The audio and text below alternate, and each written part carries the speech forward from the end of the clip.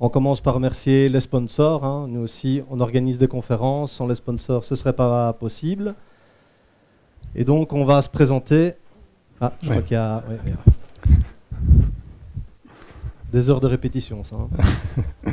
Donc, je me présente, Bruno Sbill. Je suis coach agile, formateur agile. Frédéric Dujeu, donc je suis responsable IT chez Ogone. Je présenterai un peu Ogone pour le contexte juste après.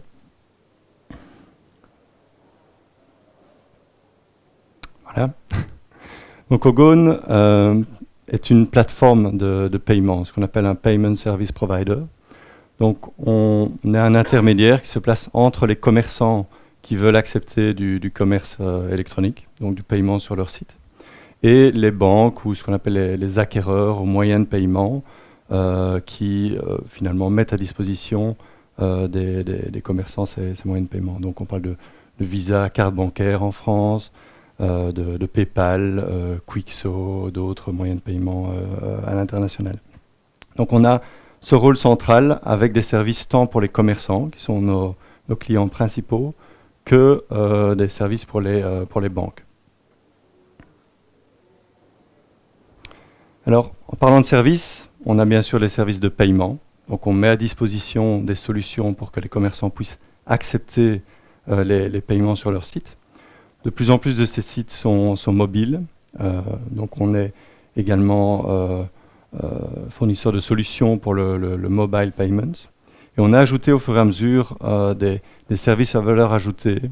Donc qui dit commerce électronique dit un certain risque de fraude pour les commerçants. Donc on a développé des solutions de protection contre la fraude pour ces commerçants. Qui dit commerce électronique à l'international dit beaucoup de contrats avec les différentes banques localement qu'on essaye de réduire, de faciliter en collectant finalement l'argent sur nos propres comptes et en redistribuant l'argent pour les commerçants ensuite. Donc c'est ce qu'on appelle le collecting, sur lequel on a développé certains services également. Et qui dit paiement dit également réconciliation bancaire pour s'assurer finalement qu'il y ait une bonne traçabilité, un bon reporting sur les activités de vente et de paiement. Donc on a en termes de back-office également beaucoup de fonctionnalités offertes aux commerçants.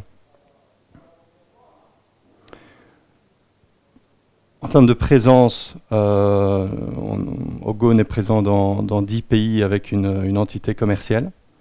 On a également 75 pays dans lesquels on a des commerçants actifs. Donc évidemment par Internet, il n'y a pas une nécessité absolue d'être présent localement pour pouvoir vendre nos services. Et récemment, on a été racheté par Ingenico. Donc on fait partie aujourd'hui du groupe Ingenico depuis quelques mois. Donc une société française, hein, je pense. Oui. Quelques chiffres, sans trop rentrer dans les détails, pour vraiment vous donner un peu de contexte. Donc c'est évidemment un marché et une société dans ce marché qui est en forte croissance, tant au niveau des revenus, du chiffre d'affaires, que des flux qui sont traités, donc les flux de paiement de nos commerçants, nos clients.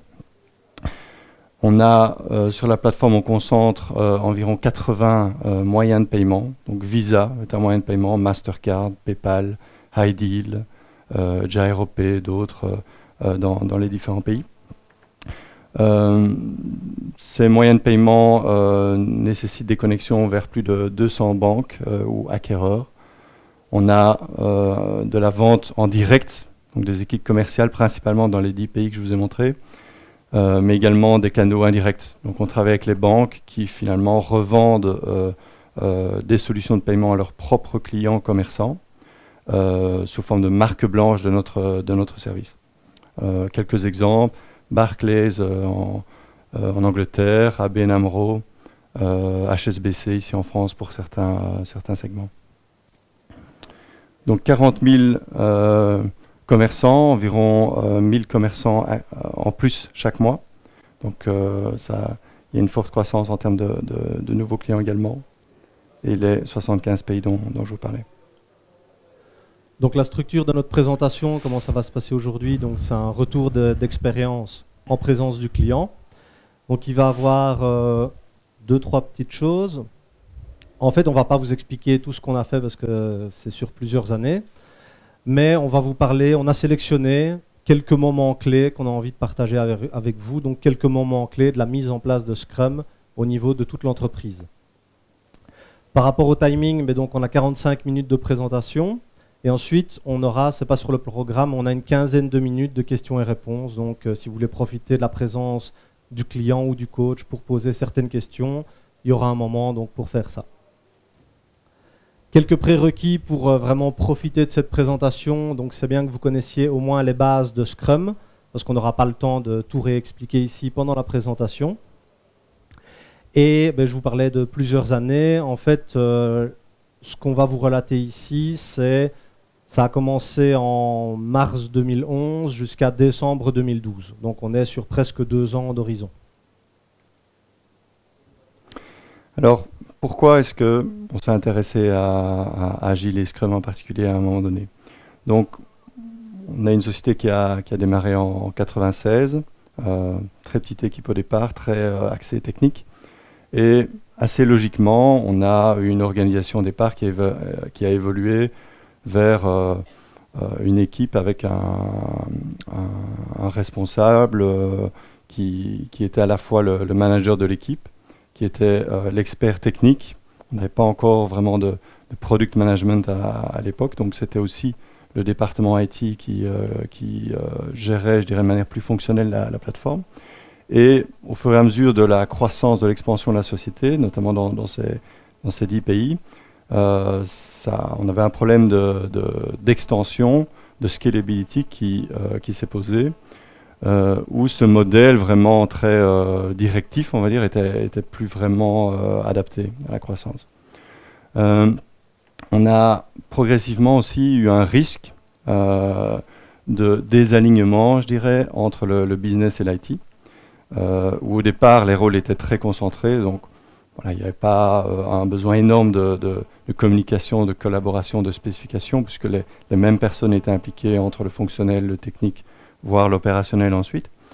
Et bon, au fur et à mesure de la croissance, on a eu un département business qui s'est étendu, du product management, différentes personnes avec chacune leur spécialité, et ça devenait important d'avoir des processus beaucoup plus matures pour gérer notamment les besoins. Vous voyez ici un exemple assez anecdotique où c'est un échange d'emails finalement qui spécifiait un projet ou un changement à faire sur la plateforme pour un client. Voilà, c'est la manière dont ça fonctionnait à cette époque. Donc on avait une attention particulière à ce que les releases, les déploiements qu'on faisait, les produits qu'on livrait répondent précisément aux besoins de nos clients. Donc on cherchait à impliquer nos clients dans la démarche. Et là, Agile apportait évidemment des solutions. J'ai parlé de Product Management, donc cette équipe démarrait à l'époque et voilà, il y avait certains processus à mettre en place. Donc on avait une bonne occasion d'implémenter Agile. Ce qui nous a séduit également, c'est l'approche itérative. Vous verrez, la société en croissance, ça a certaines contraintes, donc on ne peut pas stopper le flux de développement. Donc le fait d'améliorer les processus, de les mettre en place petit à petit, a été quelque chose qui nous a également attirés. Et la croissance apportait son lot de pression, notamment sur les équipes IT. Et voilà, dans Agile, on voyait aussi un moyen de réduire cette pression. Alors, quels sont les challenges quand on s'est intéressé, je dirais, à quelques-uns, à Scrum et voilà, on a quelque part lu quelques bouquins, participé à quelques conférences. Et les premiers challenges qu'on voyait pour se lancer, c'était notre environnement. Je dirais qu'il y a un environnement où on manipule des cartes de crédit, on gère quelque part la caisse enregistreuse en ligne de nos commerçants, donc c'est très sensible au niveau disponibilité.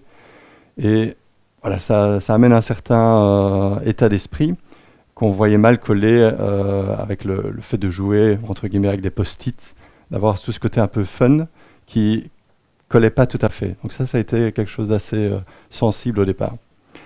La forte croissance, je l'évoquais déjà, donc impossible pour nous d'imaginer de stopper ou de freiner finalement les projets attendus par le business. La croissance était un objectif pour la société. Donc on ne voyait pas très bien comment bouleverser finalement la manière de travailler sans impacter ce rythme, je dirais, de déploiement.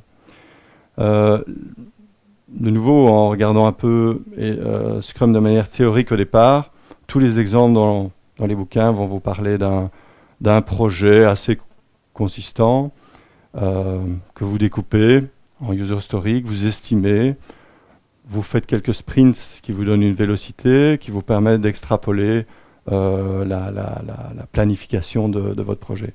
Nous, on n'était pas du tout dans cette approche-là. On avait un nombre important de plus petits projets, un changement de priorité important, et de par des engagements qu'on faisait vis-à-vis de nos clients, on réservait quelque part des slots dans les plannings qui arrivaient à échéance, je dirais. Ils devaient commencer et la partie préparation n'avait pas suivi assez bien. Donc, on ne retrouvait pas ce cas idéal d'avoir un projet très clair au départ, de le découper, d'avoir quelque chose de planifiable.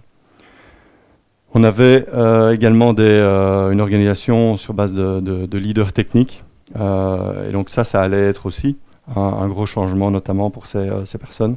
Donc voilà, on avait un challenge en termes de réorganisation également pour s'adapter. Alors, une question. Oui, donc voilà, on s'est intéressé à Scrum. On avait deux choix, soit commencer seul, soit s'entourer d'un coach. À votre avis, quelle approche on a pris? Donc, qui pense qu'on a démarré, on a finalement pris un coach, ça c'est clair, mais est-ce qu'on a démarré seul en essayant ou est-ce donc ceux qui pensent qu'ils ont démarré seuls, levez la main. Ok, on a une majorité. Ok, eh bien non. Non, donc notamment pour ces challenges, on a directement cherché à s'accompagner, se faire accompagner. Donc c'est là que j'ai contacté Bruno. On a eu des premiers contacts et qu'on a ensemble lancé cette initiative. Je dirais, ce qu'on attendait également, c'est de quelqu'un qui nous sorte un peu la tête du guidon et nous permette justement de réfléchir au processus sans constamment avoir cette pression du business qui nous empêche de sortir un peu de ça. Donc moi, ce que j'aime dans cette partie de la présentation, c'est, vous voyez, on a déjà parlé beaucoup. Il y a beaucoup de choses quand vous voulez mettre en place Agile, quand vous voulez mettre en place Scrum au niveau de l'entreprise. Il y a le avant, il y a vraiment tout un travail de réflexion, de réfléchir au pourquoi. Donc c'est pas pour rien qu'on passe sur ces parties-là. C'est pas, allez, demain on fait une daily meeting et on colle des post-it au mur. Même si on a fini par le faire, hein, je vous assure. Donc moi aussi j'avais quelques challenges. Donc ça c'est un peu en mode rétrospective que je vous les montre. Hein. J'aurais bien aimé que quelqu'un me dise que je sache tout ça dès le jour 1. Je les ai découverts au fur et à mesure. Un des problèmes, pour moi, entre guillemets, c'est que Ogone, ça fonctionne super bien. Vous avez vu les chiffres, 35% de croissance. Et ça faisait souvent peur à Frédéric quand je lui mettais cette métaphore-là. Mais je disais, comme vous êtes lié au nombre de transactions électroniques et il y a de plus en plus de commerce électronique. Donc, si aujourd'hui on s'arrêtait, vous gagnez encore plus d'argent. Donc là, j'avais à peine fini ma métaphore qui me disait, non, mais on ne va pas s'arrêter, hein, on ne va pas s'arrêter. Mais donc, en tant que coach, arriver avec des nouvelles choses, des nouveaux concepts, etc., alors que tout fonctionne super bien, c'est vraiment un premier challenge.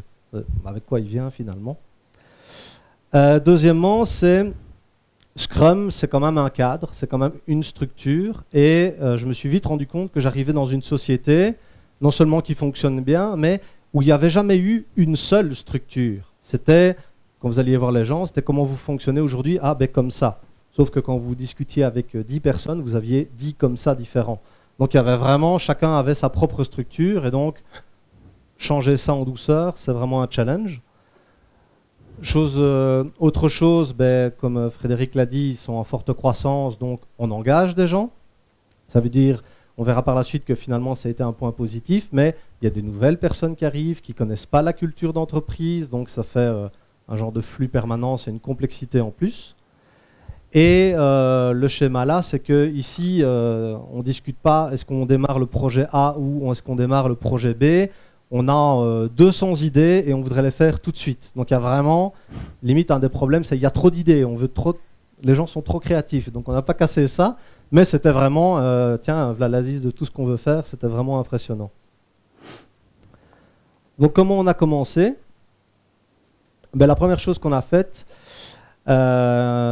toutes ces personnes-là, je les ai rencontrées en interview particulière et j'aurais posé différentes questions. Donc toutes les personnes-là font partie de tous les niveaux de management d'Ogone et de tous les départements. Donc on n'a pas juste interviewé les exécutifs ou juste interviewé les développeurs, on a vraiment posé des questions à tout le monde. Pour moi, c'était l'occasion de comprendre comment Ogone était structuré, comment il travaillait en mode projet. Et surtout, à chaque fois, je posais la question, ben, c'est quoi les principales difficultés que vous avez quand vous travaillez? C'est quoi les principaux obstacles que vous avez? Donc ça a pris un certain temps et ça nous a permis d'identifier toute une liste de points forts. Ne jamais oublier vraiment les points positifs. Qu'est-ce que l'entreprise fait de bien aujourd'hui et qu'on veut qu'elle continue? C'est beaucoup plus facile pour le coach et pour la société si vous arrivez, mais regardez, il y a ça, ça, ça, ça. Vous le faites bien. Plutôt que dire, bon, voilà, il y a plein de choses à améliorer, les gars. Alors, voilà, moi, par exemple, ce qui m'a vraiment séduit, c'est vraiment la transparence était déjà là. J'avais rarement vu des clients où on disait aussi spontanément les choses, etc. C'était vraiment, moi, ça a vraiment facilité le démarrage. Et pour les points à améliorer, il y avait vraiment, sur les 30 personnes que j'ai rencontrées, il y avait vraiment deux tendances qui se dégageaient. C'était, mais en fait, un projet, c'est quoi finalement? On n'a pas vraiment de culture projet. Comme on parlait d'enveloppe tout à l'heure, ben voilà, parfois on travaille 10 jours et on pense que le projet est fait. Donc le scope du projet n'est pas clair, ça tout le monde était d'accord là-dessus. Et aussi l'aspect communication. Mais qui travaille sur quoi, pour telle release, qu'est-ce qui va être livré, etc. Et donc ce qu'on a fait, c'est qu'on en a discuté avec le management et on en a discuté aussi avec les équipes informatiques, qui allaient être les premières impactées si on travaillait en mode Scrum. On leur a montré ça et on leur a demandé leur avis. Ben, est-ce que vous êtes d'accord d'essayer d'utiliser les méthodes agiles, d'essayer d'utiliser Scrum pour régler ces problèmes? Donc ils ont dit oui, hein, je coupe le suspense tout de suite. Donc on a différentes approches qu'on veut mettre en place Scrum ou Agile au sein de l'entreprise. Donc il y a l'approche Big Bang. L'approche Big Bang, il y en a qui ont déjà entendu parler de ça? Oui. Donc c'est du jour au lendemain. Avant on travaillait comme ça, du jour au lendemain on change tout. On travaille en mode Scrum et au niveau de toute la société. Le projet pilote. Voilà, on a toute une série de projets. On va prendre le projet W et avec l'équipe du projet W, on va se mettre en mode Scrum, essayer un projet pilote et voir ce que ça donne. Ou l'approche incrémentale. Donc incrémentale, c'est aussi une des spécificités de Scrum. On va amener les choses au fur et à mesure et construire au fur et à mesure. Donc on a une question pour vous. Alors, à votre avis, quelle approche on a sélectionnée en premier lieu? Donc, ceux qui pensent au Big Bang, est-ce que vous pouvez lever la main? OK. Ceux qui pensent au projet pilote, est-ce que vous pouvez lever la main? OK. Et l'approche incrémentale? OK. Donc, entre projet pilote et incrémental, il y a du suspense. Donc, projet pilote. On a effectivement commencé par un projet pilote. Donc, on a sélectionné un projet. Donc, comme je vous disais, c'est des projets relativement de taille réduite. On parle de 10-20 jours de développement. Et on a pris les personnes impliquées, qu'on aurait impliquées normalement dans ce projet, et on les a formées à Scrum. On a essayé de démarrer comme ça. Alors. On s'est assez vite rendu compte que ça ne pouvait pas fonctionner. On n'avait pas une taille critique suffisante que pour finalement pouvoir tester la méthodologie. Donc trop peu de personnes qui, à côté de ce projet, étaient impliquées dans d'autres projets gérés comme avant. Donc ça n'a pas fonctionné. Oui, j'avais oublié qu'il n'y avait pas de questions sur le projet pilote. Donc selon vous, est-ce qu'on a choisi, qui pense qu'on a choisi Big Bang ensuite? Ok, 3. Et la démarche incrémentale? Les autres? Ben oui, donc c'est la démarche incrémentale qu'on a choisie. Donc, alors ce qu'on va vous présenter dans les prochains moments clés, donc on va se focaliser un peu sur l'approche incrémentale. Et donc il y a différents moments. Donc la façon de structurer un projet, parce qu'on avait peu de structure projet chez Ogone au départ, le product backlog, les équipes et les rôles de Scrum Master et de Product Owner.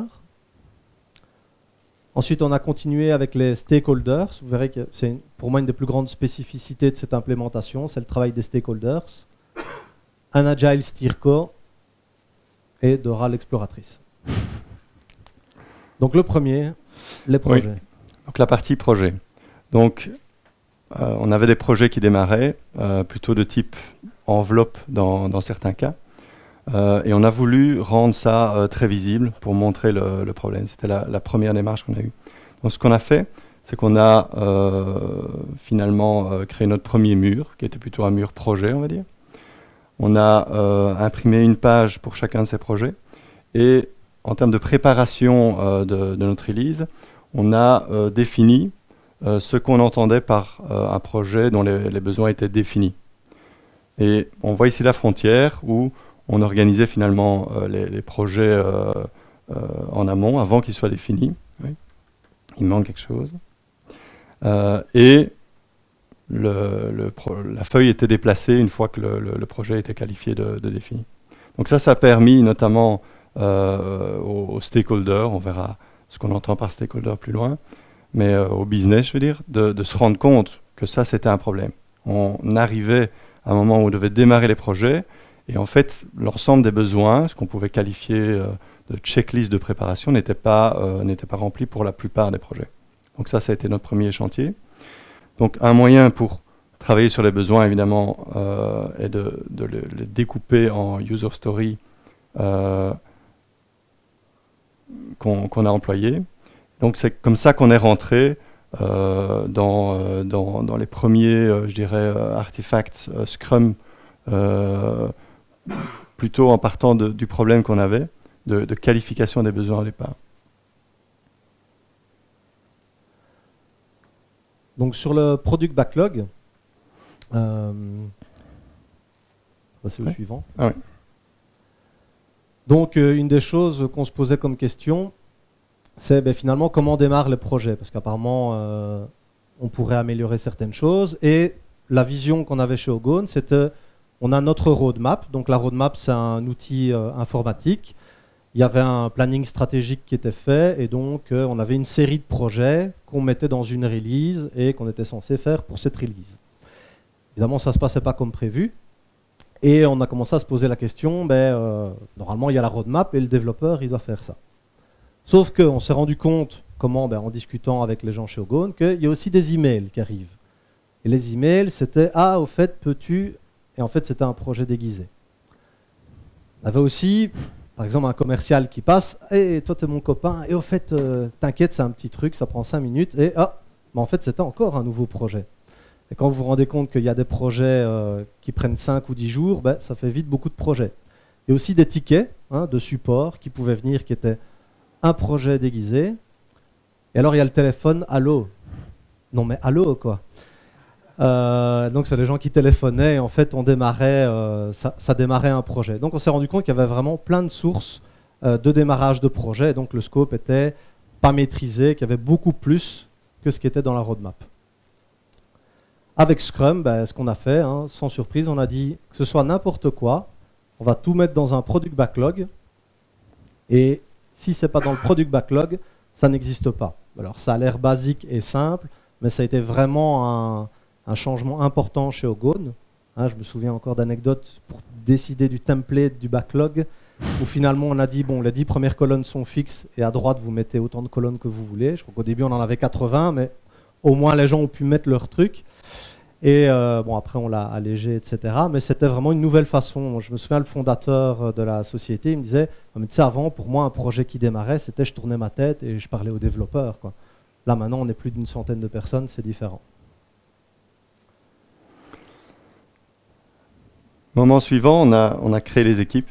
Donc on avait évidemment déjà des équipes. Donc on avait 2 équipes orientées front-end et back-end, équipes de développement. On démarrait à l'époque une équipe Quality Assurance.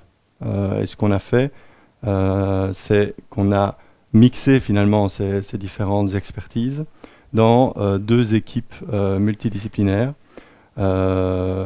qui ont choisi leur nom aussi. C'était aussi un bon événement. Voilà, ça c'était un changement également important. Si je peux me permettre aussi d'ajouter, c'est que dans la façon précédente de travailler, l'équipe front-end, en fait, les gens travaillaient, et l'équipe back-end, les gens travaillaient séparément.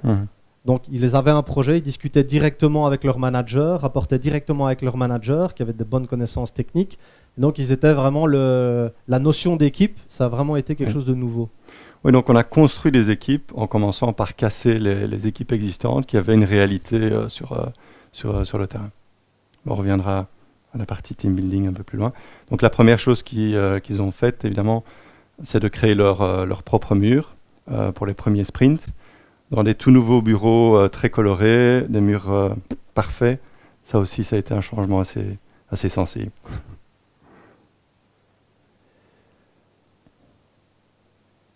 Alors, donc ensuite, les différents rôles. Donc, le product owner. Donc, souvent, quand on met en place Scrum, le product owner, c'est un nouveau rôle dans l'entreprise. Il n'y a pas vraiment quelqu'un qui fait ça à proprement parler. Et un des challenges chez Ogone, c'était que, vous avez vu un peu la présentation dans l'entreprise, il y a beaucoup de produits différents. Et en plus, il y a une notion géographique aussi. Donc, des paiements en Allemagne et en France, ça va être très différent. Et la troisième layer de complexité, il y a aussi des clients, je ne vais pas dire que c'était des clients VIP, mais qui avaient des spécificités techniques historiquement très complexes. Et donc, il y avait aussi des personnes qui étaient spécifiques pour ces clients-là. Donc, on avait beaucoup de personnes. Et ce qu'on a choisi de faire, j'ai entendu l'expression ce matin, c'est de faire un collège de product owners où finalement, la personne spécialiste de l'Allemagne décidait pour l'Allemagne, etc. Et ainsi de suite. Donc, à votre avis, qui pense que cette approche a fonctionné? Est-ce que vous pouvez lever la main? Il n'y a que moi qui ai foi en... Donc, effectivement, ça n'a pas fonctionné. Et donc, voilà, donc on a vraiment fait l'approche inverse. Donc, au début, on n'avait qu'une seule personne disponible pour être product owner. Et voilà, on parlait de la pression, de la croissance, etc. De dire, il y a une personne maintenant qui va jouer ce rôle. Ça a vraiment été perçu au départ comme en fait, il ne travaille plus et on va perdre des clients, etc.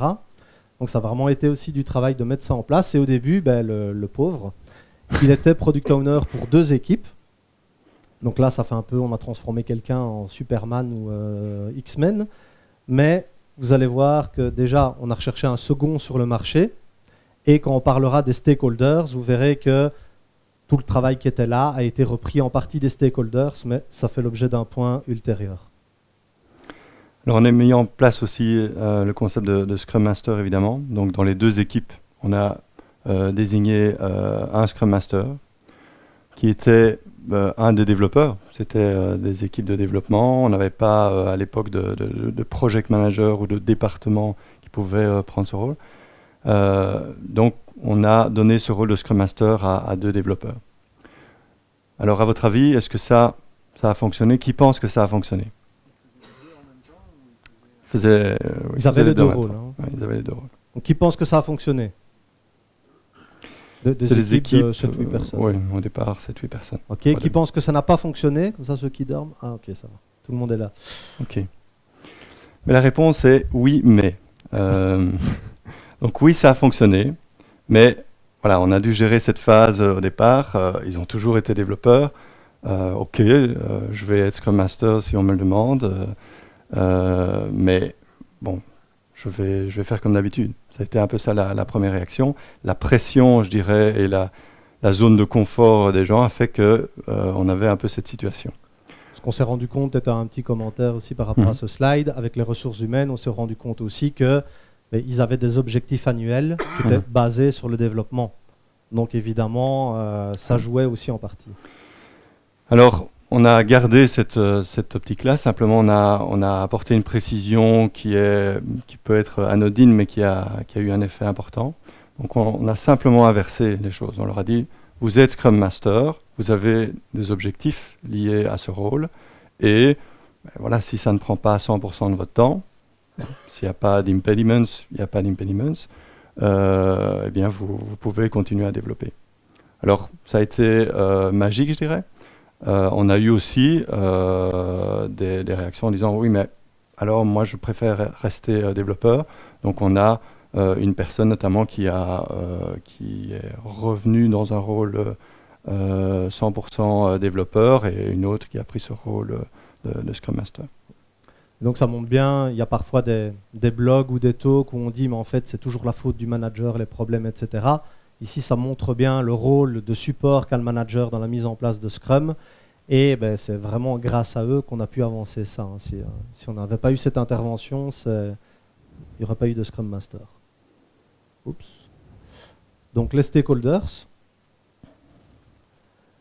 Donc voilà comment on était organisé une fois qu'on avait deux équipes. Donc entre-temps, notre deuxième product owner est arrivé.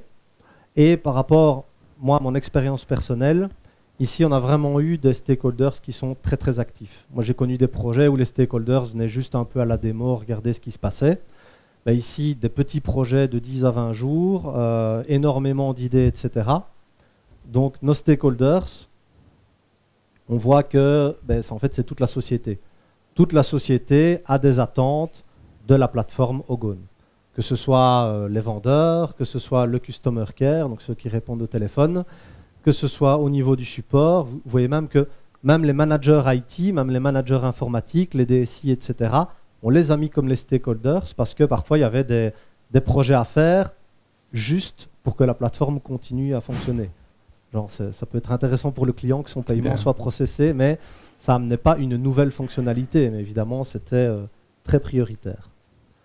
Donc on leur a demandé de s'engager sur différentes choses. Pareil, ici, c'est vraiment tous les départements d'Ogone. Donc le management était aussi avec nous dans la boucle. C'est-à-dire qu'eux devaient écrire leur user story, toujours avec le support du product owner, de l'équipe et du Scrum Master, mais on a voulu vraiment passer un message fort, c'est votre responsabilité. Si vous voulez quelque chose, envoyez pas un mail, venez pas nous en parler, prenez au moins une user story comme support. Ce que vous demandez, ça doit être dans le product backlog quand on en discute. C'est peu de choses à faire, mais au moins on n'a pas le product backlog, on ne veut pas que ce soit juste la partie visible de l'iceberg. Tout ce dont on discute se trouve là. Et troisièmement, c'est un problème qu'on a eu, ça revient d'une rétrospective. Au début, ils amenaient des user stories, et puis pendant le sprint, quand ils devaient valider, non, mais moi je suis en train de voyager, etc., je ne suis pas dispo. Sur un sprint de 3 semaines, du coup, on se retrouvait avec trop de user stories à devoir reporter de sprint en sprint. Donc là, vous pouvez voir deux exemples de story map. Donc on a des stakeholders avec un product owner qui est présent, qui découpent un petit peu leur projet, qui brainstorm, etc. Donc quand on leur disait ça c'est vos engagements, vous avez aussi le coach, les Scrum Masters, la société est là pour vous supporter.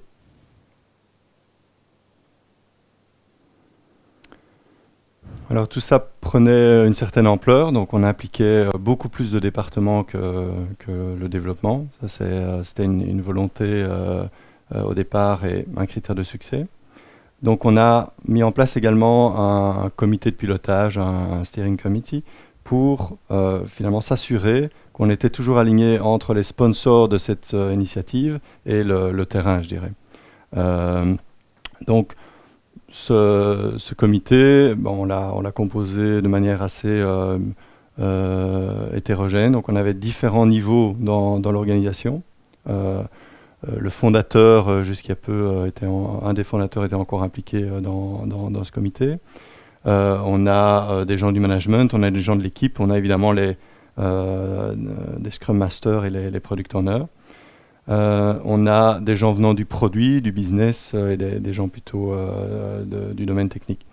Donc on se voit tous les 15 jours, limité à 60 minutes, et le but c'est de traiter les problèmes, les obstacles que l'équipe, je dirais, ou les différents intervenants remontent. C'est comme ça qu'on constitue l'agenda. Pour vous donner un exemple, on a, je pense, quelques photos plus loin. On a de par la taille des équipes qu'on a, l'opérationnel impacte encore nos équipes de développement. Donc on a des équipes maintenant dédiées à l'opérationnel de la plateforme, mais pour ce qui est plus avancé, il y a une équipe de développement qui peut être impliquée également. Donc ça, c'est évidemment toutes des tâches qui peuvent venir perturber le déroulement d'un sprint qui a été planifié, qu'on qualifie chez nous de done planned, mais une fois que ça prend l'ampleur, évidemment, ça peut être problématique. Donc on a traité ce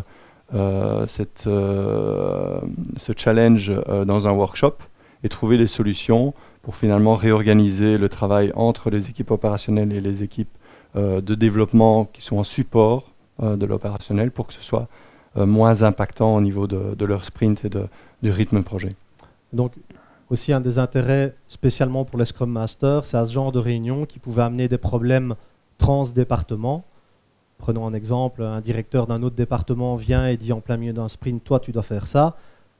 S'il est 3 niveaux hiérarchiques au-dessus du développeur, il faut déjà pas mal d'aplomb au développeur pour qu'il lui dise non, et encore c'est peut-être pas bon pour sa carrière. Mais là on pouvait en discuter calmement avec les bons niveaux de management. Donc celle que vous attendez tous. Rassurez-moi, vous avez le dessin animé Dora l'exploratrice en France?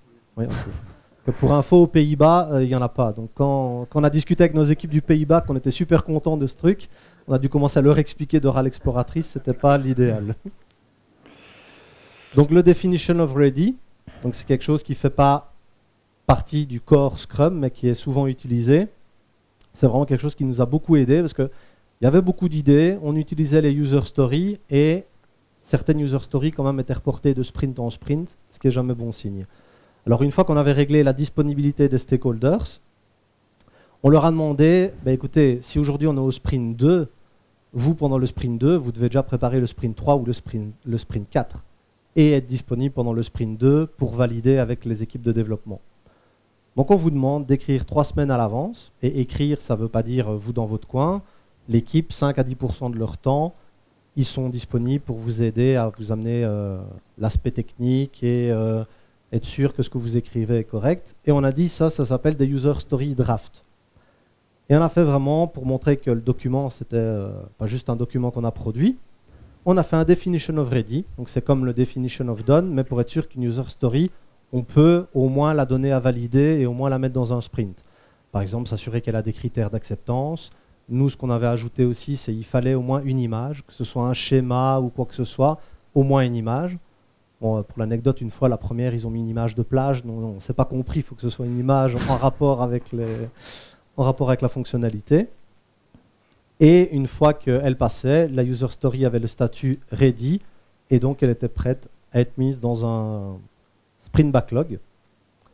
Mais quel rapport avec Dora, allez-vous me dire? Non? Si, hein, voilà, j'en étais sûr. Donc, Dora, c'est notre product owner, il était très content d'avoir trouvé ça. Definition of Ready, c'est DOR, et donc on a créé une meeting qu'on appelait le Definition of Ready Assessment, donc ça faisait Dora. Voilà, un peu de fun, etc. Je ne sais pas si vous avez vu la keynote ce matin, mais du coup on avait des logos Dora et ça se passait bien. Et donc c'est une réunion qu'on faisait une fois par semaine ou à la demande, où on pouvait relire des user stories et être sûr que quand on faisait un product backlog grooming ou des estimations à l'avance de user story, qu'au moins elles étaient cohérentes. Peut-être pour ajouter là-dessus, donc une particularité des projets qu'on a quand on se connecte sur de nouvelles banques ou nouveaux moyens de paiement, c'est qu'il y a une composante externe également. Donc on doit certifier les développements qu'on fait avec la banque, et ça demande une certaine synchronisation aussi.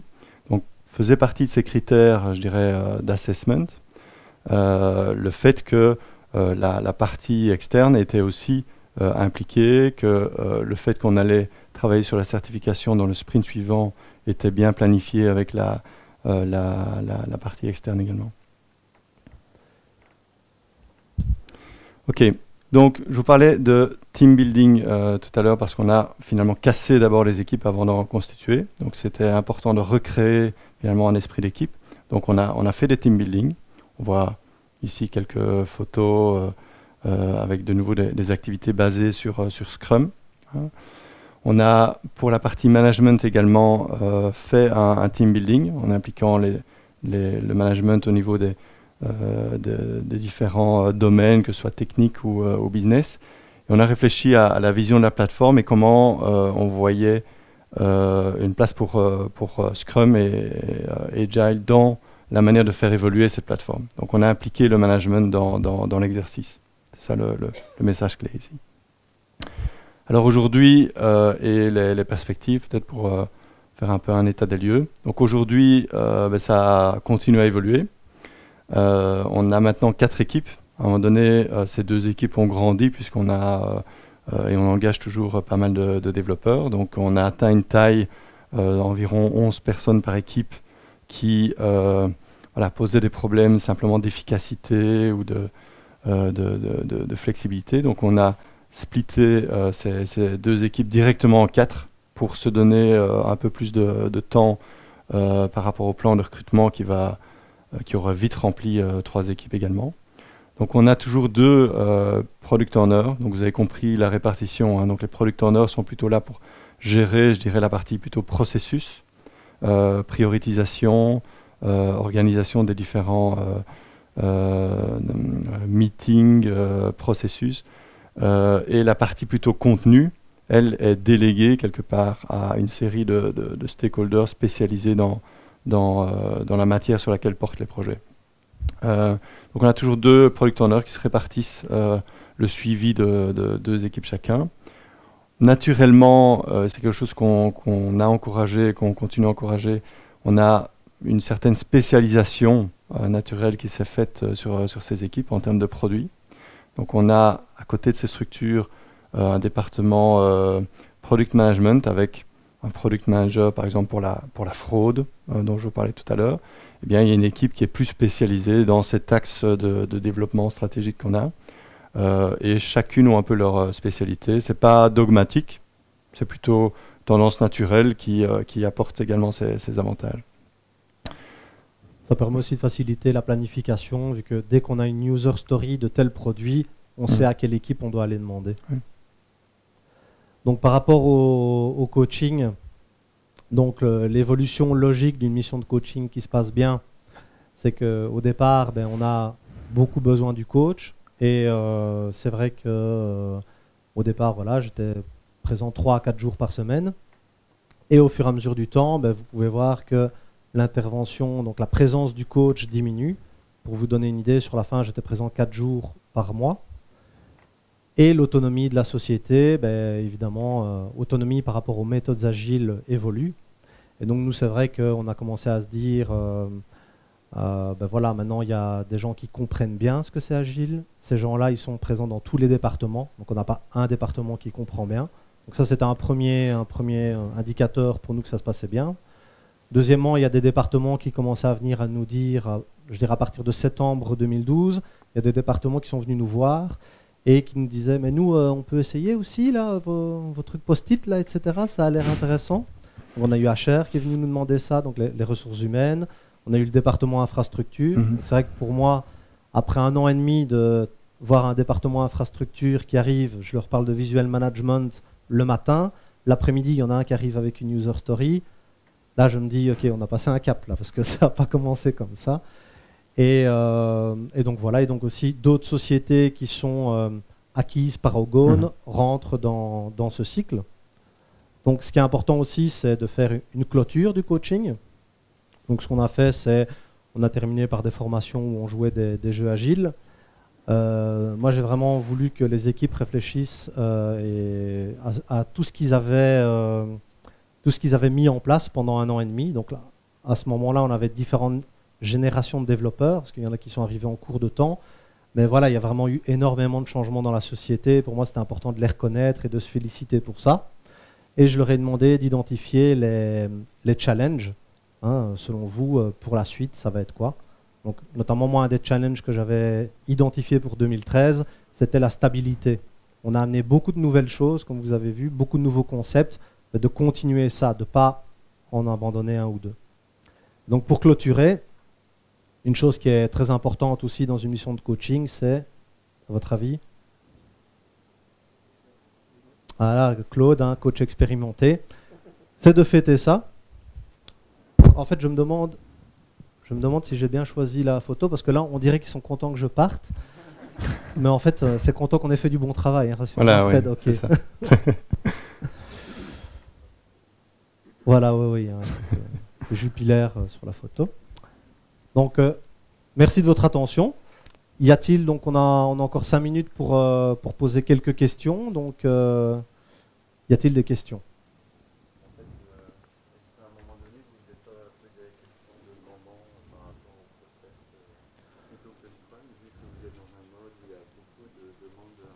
Ouais, donc excellente question. Donc, est-ce qu'à un moment, on ne s'est pas demandé, est-ce qu'on n'utiliserait pas plutôt Kanban, vu qu'il y a quand même plein de choses différentes, plutôt que Scrum?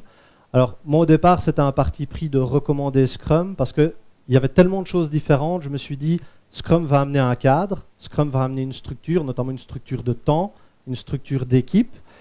Et je me suis dit, ça laisse quand même un peu de liberté, parce que Scrum ne prescrit pas beaucoup de choses. Comment vous le faites, ça c'est à vous. Par exemple, les murs sont kanbanisés, donc c'est du Scrumban les murs. Donc on n'a pas 3 colonnes, les murs sont vraiment très larges. Voilà, c'est juste un parti pris, mais j'aimais bien l'idée de quand même avoir un planning, et je crois que ça rassurait aussi les différents niveaux, mais ce n'est pas incompatible. Je parlais tout à l'heure de l'unplanned, c'est typiquement plutôt un mode de fonctionnement Kanban qu'on a pris et qu'on a intégré dans les murs pour ces choses qui arrivent un peu de manière imprévue. Mais qu'on rend visible alors. J'avais une question sur la construction des équipes. Là. Vous avez décidé qui étaient les Scrum Masters? Vous n'avez pas laissé de... Non, on a... on a décidé, hein, c'est comme ça et pas autrement. Hein, c'est le coach le boss. Hein. Non, on n'a pas décidé. On a beaucoup discuté et... finalement décidé de proposer aux équipes elles-mêmes de s'organiser. Pour les Scrum Masters, on a plutôt travaillé sur base volontaire. Vous avez vu ici, bon, il y en a finalement qui sont, je veux dire, désistés une fois qu'on a reprécisé un peu plus clairement les rôles. Et voilà, on a accueilli ça de manière tout à fait normale. Donc on a plutôt impliqué les équipes. Je vous taquine, mais c'est une bonne question parce qu'on l'a eu pendant l'entreprise. Peut-être pour ajouter mon point de vue, moi le principal c'était les gens que je sentais intéressés et passionnés. Donc ceux qui sont, très vite il y en a qui sont, au départ, il y a 20% des gens qui sont intéressés. Il y en a un ou deux qui sont venus, ah ça m'intéresse, limite le lendemain il avait déjà lu le livre de Claude Aubry et puis 3 semaines plus tard un autre livre. Donc je sentais que les gens passionnés, intéressés, etc. La première fois qu'on a créé les équipes, on a pêché par la communication parce qu'on a vu des gens intéressés, moi j'ai donné mon avis, on en a discuté, on leur a dit est-ce que ça vous intéresse? Oui. Et donc les autres membres de l'équipe ont dit pourquoi on ne me le propose pas à moi? Et donc c'est vrai qu'on a recréé les 4 équipes, mais bon, il y avait 1 an de maturité en plus à ce moment-là. Ils ont eu beaucoup plus, ils sont limite auto-organisés, enfin on a quand même certains critères. En fait on leur a listé les contraintes, hein, par exemple on ne voulait pas... tous les nouveaux arrivés dans une équipe, on voulait qu'il y ait des seniors, etc. Mais on leur a listé les contraintes et ils ont proposé des équipes et on a demandé qui est candidat Scrum Master. Là, évidemment, ça allait beaucoup mieux parce qu'ils se rendaient compte de ce que c'était. Merci pour la question. Alors, moi, j'avais une question en relation avec cette réponse-là, mais lorsque vous aviez initialement 2 équipes, équipe A et équipe B, et vous avez décidé de faire front-end et back-end, si j'ai bien compris, oui. Et donc après, vous avez formé 2 autres équipes qui sont pluridisciplinaires. Comment est-ce que ça a été formé, ces 2 équipes-là? Comment la répartition s'est faite? Est-ce qu'il y a qui va dans quelle équipe? Voilà, surtout, par exemple, une personne qui est front-end, comment est-ce qu'elle va réagir si elle ne travaille plus sur des aspects front-office et plutôt des aspects back-office? Est-ce que vous avez eu des problématiques par rapport à ça? Alors, au début, c'était... je vous donne un élément, au début, c'était vraiment tout nouveau, parce qu'ils disaient, non... back-end. En plus, back-end, c'est une technologie, front-end, c'est une autre technologie. Et puis souvent, pour ne pas les citer, l'équipe back-end disait ouais, mais nous, de toute façon, on a de la qualité, les problèmes, c'est toujours front-end. Ouais, mais le client, il s'en fout, hein, que c'est un ou l'autre, ça fonctionne pas, ça fonctionne pas. Et évidemment, il y a un lien entre les deux. Donc au début, c'était vraiment difficile. Par rapport à qui va dans quelle équipe, on a regardé par rapport au niveau de seniorité. Il y avait aussi à l'époque une façon de travailler en binôme. Donc quand un nouveau arrivait, il y a un senior, il binomait avec un senior. Donc on essayait de ne pas casser les binômes, etc. Et ça s'est fait assez relativement naturellement. Mais c'était vraiment tout nouveau pour eux. Hein. Pendant des semaines, il y a eu des discussions de « je ne comprends pas, de toute façon on ne va pas ». Et puis petit à petit, juste le fait qu'ils soient ensemble, qu'on leur laisse liberté sur comment ils s'organisent, ben, parfois évidemment, pour l'anecdote, une fois quelqu'un du back-end est venu me dire « moi j'ai fini un truc, j'attends toujours que front-end le prenne en charge hein. ». Je dis bah, « ok, peut-être tu peux juste lui dire ». Ça a l'air bête comme ça, mais c'était ça. Et d'autant plus que la notion d'équipe, les gens faisaient du back-end, mais la notion vraiment de travail en équipe de travail en équipe multidiscipline n'était pas là au début, quoi. C'était j'ai l'étiquette back-end, mais je réponds quand même directement à mon manager, quoi. J'ai une question également liée à l'organisation. On voit que vous avez adapté l'organisation avec ces 2 nouvelles équipes dans la partie réalisation. Est-ce que du côté des stakeholders, vous avez également dû adapter l'organisation de départ pour arriver à une meilleure performance? Ok. Mais il y a oui et non. Donc on a quelque part on partait d'une situation où certains départements à l'époque n'existaient pas encore ou étaient vraiment émergents. Donc la partie product management qui évidemment regorge de pas mal de ces stakeholders n'existait pas. On avait une personne, aujourd'hui ils sont je pense 12, donc ça a bien augmenté. Donc ça s'est fait, je dirais, en même temps que l'évolution de ce département. On a un autre département qui est pas mal représenté en termes de stakeholders, où là on a gardé la même organisation. Donc c'était plutôt une organisation par marché. Donc c'est plutôt des relationship managers de certains gros clients ou banques partenaires. Et ils sont restés. La méthodologie n'a pas révolutionné l'organisation.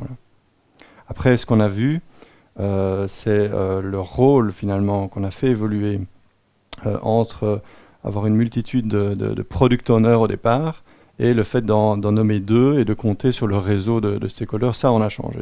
Moi, je dirais que les étiquettes des départements n'ont pas vraiment changé. La façon dont ils travaillaient inter et surtout interdépartement a grandement changé. Oui, je voulais vous remercier pour votre présentation tout d'abord. Et j'avais une question sur les objectifs que vous avez évoqués dans l'équilibre Scrum Master développeur. Ouais. Est-ce que c'est un sujet qui a évolué peut-être vers des objectifs d'équipe? Bonne question. Oui, je dirais que maintenant, on a dû passer par des objectifs mis à un Scrum Master qui était différent des autres. Je dirais que ça a été un cap nécessaire pour faire comprendre finalement ce qu'on attendait. Maintenant, c'est plus vraiment tellement d'actualité. Donc c'est plutôt au niveau de l'équipe, la dynamique et des attentes en termes d'amélioration, de gestion des problèmes qui peuvent se produire. Mais ça, c'est plutôt au niveau de l'équipe. Et on a eu depuis lors des Scrum Masters qui ont changé au sein de la même équipe, des gens qui ont voulu se reconcentrer sur le développement, des gens qui ne se retrouvaient pas très bien là-dedans non plus, et donc qui en ont eux-mêmes tiré les conclusions. Donc on n'a jamais sorti un Scrum Master, donc c'est toujours fait de manière volontaire également, mais il y a eu des changements, et donc c'est plutôt collectif actuellement. Ils ont des backups, donc c'est un concept qu'ils ont introduit voilà, par rapport à des challenges qu'ils ont vus eux-mêmes. Simplement, les gens ont des congés, même en Belgique. Donc voilà, il y a quelque part 2 Scrum Masters par équipe. Il y en a un qui est backup. Le point intéressant, c'est que le rôle de Scrum Master, après, je dirais, 6 mois, 1 an, a été vu comme une façon vraiment d'évoluer dans le travail. Et c'est vrai que de plus en plus de gens ont dit mais moi aussi je voudrais un peu le faire, et donc bah, ok, c'est pas parce que tu n'es pas Scrum Master que tu peux pas animer la rétrospective par exemple. Donc le mouvement va vers répartir le rôle de Scrum Master sur les différents membres, quoi. Ok, ben, merci à tous. Je vais vous demander d'applaudir mon client qui est venu de Belgique exprès Merci. pour présenter. Merci beaucoup Fred.